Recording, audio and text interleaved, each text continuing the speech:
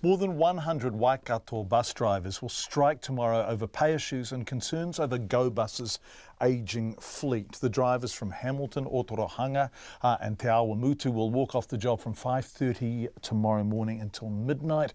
First Union's Transport and Logistics organiser is Jax Oldham, and she joins me now. Are you there, Jax? Yes, I am. Hello, nice to talk to you. Is this about pay or bus safety or both? Why are the drivers striking? So it's both, John. So this negotiations has been going until since March 2017. So it's been a long road for these guys, and the ageing bus fleet is really taking an impact lately, and they've just had enough. So wait, this round that is resulting in a strike tomorrow began in March 2017? Yes, the negotiations started then. Okay, and what is the breakdown point? Why suddenly in August 2018 are people going on strike? Well, we also went on strike in May. We've had a whole bunch of negotiation meetings which have come to nothing. The offer is nothing near what these drivers are claiming for, and it's not a massive claim.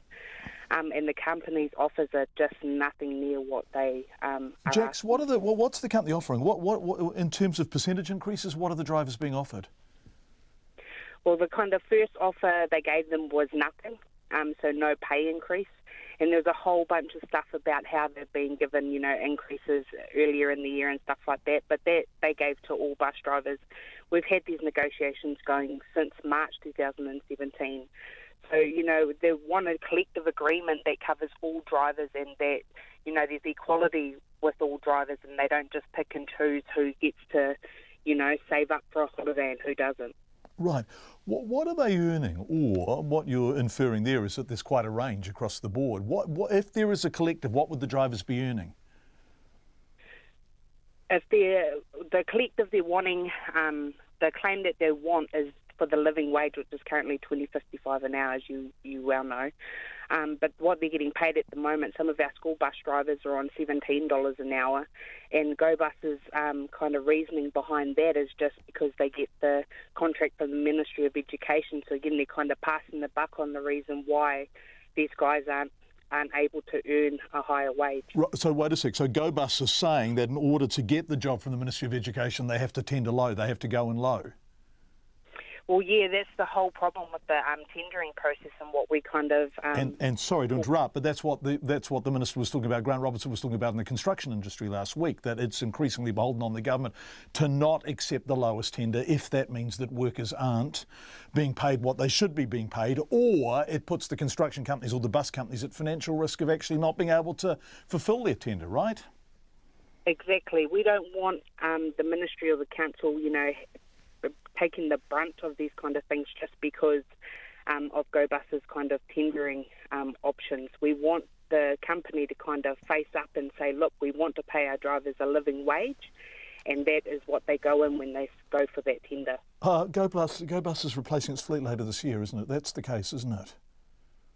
No, so they lost the contract in Tauranga, so their fleet from over there will be coming over to Waikato in December. And how old's that fleet? It's a pretty new fleet. I'm not sure on the exact year, but it's a lot newer than the buses that they took over when they took the contract from Pavlovich. These are really old buses and they weren't maintained very well by Pavlovich, so they've kind of taken on a bit of a burden with that. And how old are the oldest buses, Jax? I couldn't give you an exact year, but they're quite old, between 10 and 20 years old.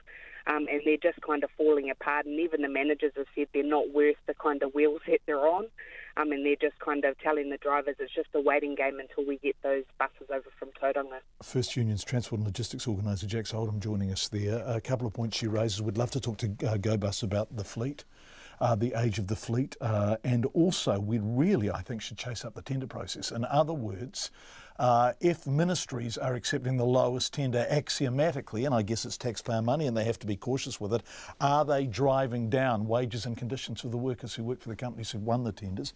We'd love text on that 2101, but we might chase up a couple of ministries on that